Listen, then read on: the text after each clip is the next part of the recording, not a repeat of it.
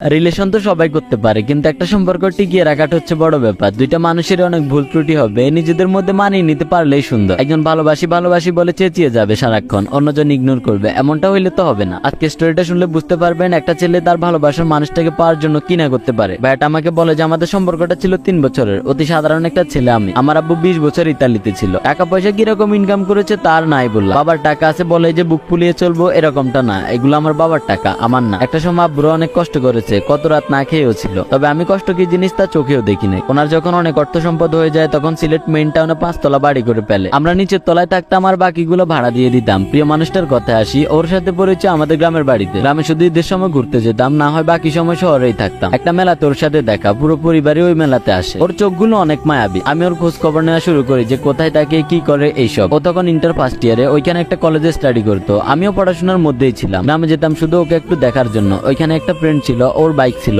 আমারও বাইক ছিল, দুজনে শুধু ঘুরঘুর করতাম। প্রিয় মানুষটার কলেজ ছুটির অপেক্ষায় থাকতাম। আমাকে অনেক ইগনোর করতো সে। শহরে কি মেয়ের অভাব আছে নাকি, তাও কেন জানি ওকে ভালো লাগতো। এটাই হয়তো ভালোবাসা, আর কত সহ্য করব। একদিন ওকে দাঁড় করিয়ে বলি যে তুমি কি জানো 48 কিলোমিটার পথ পাড়ি দিয়ে তোমার সাথে দেখা করতে আসি, সত্যি অনেক ভালোবাসি তোমাকে। ও বলে যে ভালোবাসি তো সবাই বলতে পারে, কয়দিন আমাকে আগলে রাখবা শুনি। আমি বলি যে সারাটা জীবন, পর ওর নাম্বার নিই এবং আমরা রিলেশনে আসি। প্রিয় মানুষটার ফ্যামিলি মধ্যবিত্ত ছিল, এতে আমার কোনো সমস্যা নেই, তবে আমি জানতাম আমার পরিবার মানবে না। ও অনেক কেয়ার করতো আমার। একটা মেয়ে হিসেবে যতটুকু ভালোবাসার দরকার তার চেয়ে বেশি ভালোবাসতো আমায় সে। যে কাজগুলো পছন্দ করতো না ওইগুলো আমি বেশি করে করতাম, ওকে রাগিয়ে তুলতাম, আবার ওই রাগটা আমিই ভাঙাতাম। যে টাকাগুলো ওকে কলেজে যাওয়ার জন্য দিত ওইগুলো থেকে কিছু টাকা বাঁচিয়ে রাখতো আমার জন্য সে। আমি দেখা করতে আসলে হয়তো এদিক ওদিক ওকে বাইকে করে নিয়ে যেতাম, আর ঘোরাঘুরি শেষ হলে আমায় বলতো যে যাওয়ার সময় বাইকে তেল নিয়ে নিও। জোর করে পকেটে ঢুকিয়ে দিত আর বলতো যে বিয়ের পরে যেন সবকটা দিয়ে দিই হিসাব করে। আমরা 2 ভাই ছিলাম, বড় ভাইকে আব্বু দেশের বাইরে সেটেল করে দেয় আর আমাকে দেশের ব্যবসা বাণিজ্য দেখাশোনা করার জন্য রাখতো। 2019 সালের মার্চ মাসের 25 তারিখ আমার লাইফের সবচাইতে খারাপ একটা দিন। প্রিয় মানুষটার কল আসে, আমাকে ফুপিয়ে বলে যে জান আমাকে হঠাৎ করে দেখতে আসছে, ওদের নাকি আমাকে অনেক ভালো লাগছে, কিছু একটা করো প্লিজ। আমি বললাম কেন, তুমি আমার কথা ফ্যামিলিতে বলতে পারবা না? ও বলে যে ওর ফ্যামিলির মানুষ এসব রিলেশন পছন্দ করে না, আর যদি জানতে পারে তাহলে খুব তাড়াতাড়ি অন্য কারোর কাছে ওর বিয়ে দিয়ে দিবে। আমি তখন বলি যে আচ্ছা তুমি চিন্তা করো না, আমি কিছু একটা করতেছি। আমি আমার আব্বু আম্মুর কাছে ব্যাপারটা শেয়ার করি। আম্মু রাজি ছিল, বাট আব্বু বলে যে উনি রাজি নেই সম্পর্কে, আর আমি যদি আমার প্রিয় মানুষটাকে চয়েস করি তাহলে ফ্যামিলি ছাড়তে হবে এন্ড ওনাকে ওনার সবকিছু বুঝিয়ে দিয়ে ফ্যামিলি থেকে লিভ নিতে হবে। পরে আমি অনেকটা ডিপ্রেশনে চলে যাই যে কেমনে কি করব। আমি কোনো কাজও জানতাম না, যে কিছু একটা করে খাবো। লাইফে যেমন একটা পরিস্থিতির শিকার হতে হবে কখনো ভাবি নেই। যার কাছে ভালো পরামর্শের জন্য গিয়েছি ওই বলেছে ফ্যামিলি ছাড়াটা ঠিক হবে না। আমি পর আমার সিদ্ধান্তে ওকে নিয়ে পালিয়ে যাই, অনেক দূরে চলে যাই। একটা দুঃসম্পর্কের মামাতো ভাই আমাদের থাকার ব্যবস্থা করে। যাই হোক, ওইখানে মানুষের জীবন অনেক সংগ্রামী, উত্তরবঙ্গ বলে কথা। শুরুর দিকে আমি রাজমিস্ত্রি কাজে যোগ দিই, প্রায় 7 মাস ওই কাজটা করি। হয়তো কারো বিশ্বাস হবে না, না হওয়ারই কথা, কারণ আমার বাবা ছিল রাজা এবং ওনার ছেলে বুঝে ওইসব কাজ করবে, কিছুই করা